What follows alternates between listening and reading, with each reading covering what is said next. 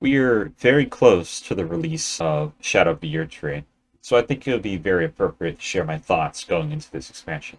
I want to discuss what may happen with the story and what answers will and will not be answered, if any at all, by taking a look at how the DLC has been handled previously by From Software in terms of content and scope, and answering the blank spots in the lore.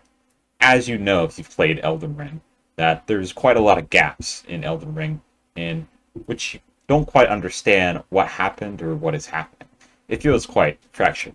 There's a great bit of these pivotal points in which are rather unclear on what happened, with there being nothing that can be explained without shadows of doubt.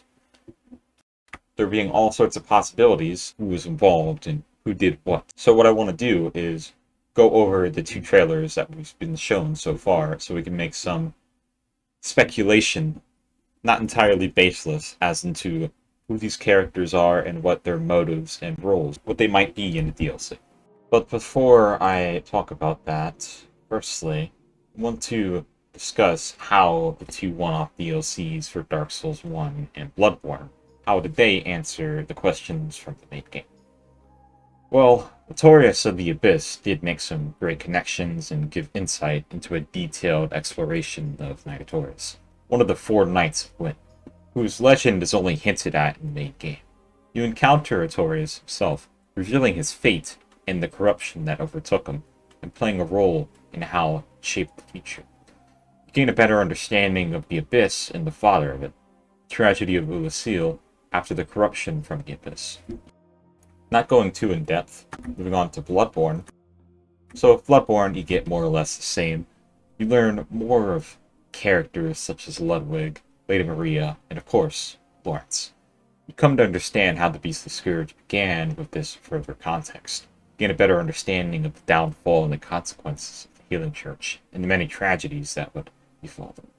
Not forgetting the fishing hamlet and the Great One's offspring, Orphan of Cause. Of course, you get a great deal of answers, but with answering questions, more questions arise, so the same. How exactly will this apply to Elden Ring? It's a difficult one to answer. So going over the two trailers we've been shown so far, we can make some not entirely baseless speculation towards the characters, especially the Knight character. This Knight character is very interesting in how it's designed, somewhat reminiscent of the previous titles. It's very safe to say this character is also the female narrator who serves as the lead as the band of Miquella's followers. Throughout these trailers, you are asked multiple times just what kind Miquella is doing here, and what purpose does his followers serve. Setting that aside for a moment, I want to talk about how prominent Messmer is shown throughout these trailers. He is more than likely one of Marika's first, or the first, child that she has had, and he is fulfilling a role in this land of shadow that Marika, presumably, set him up for. In the story trailers, you see that the war that is unseen, because of how the land of shadow is obscured from everywhere else in the lands between. This war was probably done as a result of Marika's instruction. In the first trailer, the female narrator says, "They were never saints. They just happened to be on the losing side of a war." Right before that, you hear the male narrator say, In that forsaken place, blood must spill. Blood of your fellows. This war is being presented as, dare I say, justified, or rather, framing in a way where the natives of the Land of Shadow are not necessarily victims. More so, blood must spill, the blood of your fellows, would mean conflict has to happen to meet whatever goal is in mind.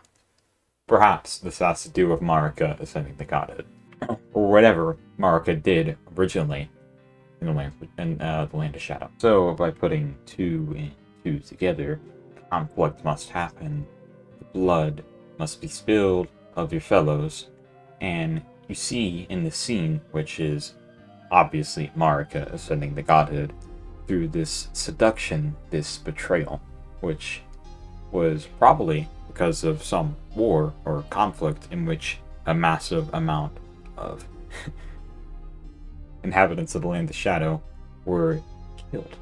Maybe the scenes right afterwards are what made this happen. This massive amount of bodies that are strewn about through this seduction, through this betrayal, was Marika and Messmer betraying the people of the Land's Shadow to gain this newfound power.